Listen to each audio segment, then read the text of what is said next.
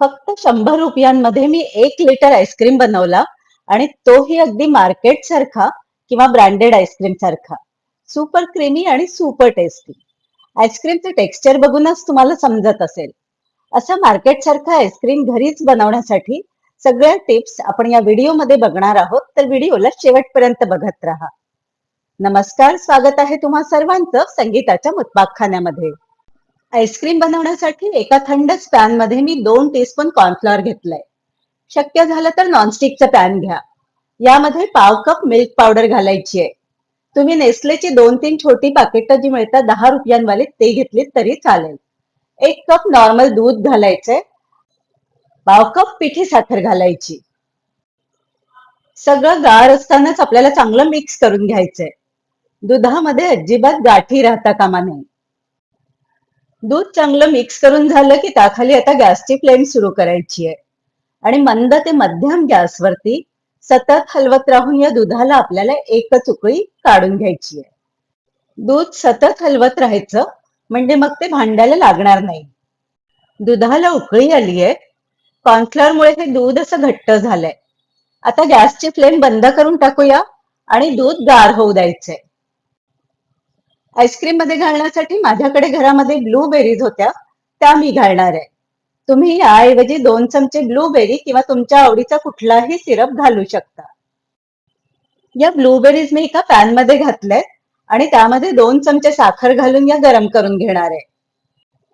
गरम पॅन मध्ये साखरेसोबत बेरीज थोड्या हलवून घ्यायच्या आणि साखर विरघळली की मग झाकण ठेवून याला 5 मिनिटांसाठी वाफ येऊ द्यायची आहे. अगदी 5 मिनिटातच या बेरीज छान मऊ होऊन जातात. मंद गॅसवरच या बेरीज अशा चमच्याने दाबून दाबून मऊ करून घ्यायच्या. बेरीजचा छान क्रश तयार झालाय बघा. तुम्ही याऐवजी असाच स्ट्रॉबेरीजचा क्रशही बनवून घेऊ शकता किंवा घरात 2 चमचे रेडीमेड सिरप किंवा क्रश असेल तर तोही घालू शकता. गॅसची फ्लेम मी आता बंद करून टाकली आहे. हा क्रश आपल्याला गार होऊ द्यायचा आहे. आता अगदी मार्केट सारखा परफेक्ट आईस्क्रीम बनवायचा असेल तर आपल्याला लागेल 1/4 कप व्हिप क्रीम. हे व्हिप क्रीम शक्य झालं तर इलेक्ट्रिक विस्करने फेटून घ्यायचं, म्हणजे ते चांगलं फुगून येतं. तुमच्याकडे विस्कर नसेल तर मिक्सर मध्ये अगदी थांबून थांबून पल्स मोड वरती हे फिरवून घ्यायचं. पण विस्कर असेल तुमच्याकडे तर हे खूप छान फेटलं जातं. सुरुवातीला हे कमी पॉवर वरती फेटून घ्यायचं. जसं जसं क्रीम घट्ट व्हायला सुरुवात होते हळूहळू थोडी पॉवर वाढवत जायची. व्हिप क्रीम असं फेटून घेतलं की ते इतकं क्रीमी होतं की भांड उलट केलं तरी ते पटकन पडत नाही. क्रीम फेटून झालं की नाही हे बघण्यासाठी बघा, विस्कर बंद करायचं आणि असं उचलून बघायचं. विस्कर उचलताना क्रीम असं पडत असेल खाली तर आपलं क्रीम फेटून झालेलं नाहीये. पुन्हा विस्कर ऑन करून क्रीम घट्ट होईपर्यंत आपल्याला हे चांगलं फेटून घ्यायचंय. परत एकदा विस्कर बंद करून आधीसारखीच टेस्ट करून बघूया. आता बघा, विस्कर उचलताना क्रीमचा पीक किंवा क्रीमला जे टोक येतं ते खाली पडत नाहीये, असं उभं राहतंय, म्हणजे आपलं क्रीम फेटून तयार झालंय. आता गार झालेलं दूधही मी फेटून घेते. यामध्ये आपल्याला पाव कप मिल्क मेड पण घालायचंय. मिल्क मेड नसेल तर दुधामध्ये 2 टेबलस्पून मिल्क पावडर आणि 2 टेबलस्पून साखर जास्त घाला.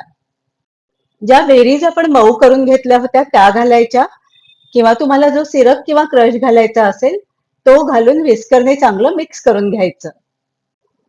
पाव टीस्पून मी यामध्ये आईस्क्रीम इसेन्स पण घातलंय, पण त्याचं रेकॉर्डिंग राहिलंय तर तुम्ही नक्की आठवणीने आईस्क्रीम इसेन्स पण घाला.